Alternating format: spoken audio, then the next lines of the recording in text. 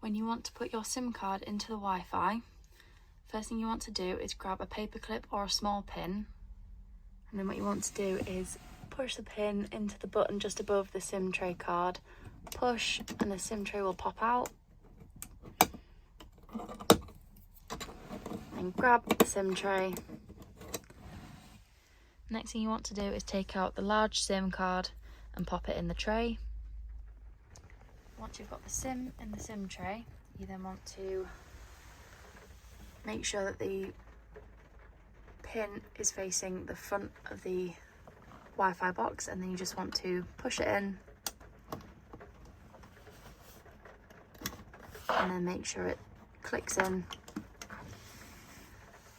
You want to give it a couple of minutes and then lift this lever here and just slide the whole unit out. And then on the back you've got your passwords and everything to connect. Push it back in.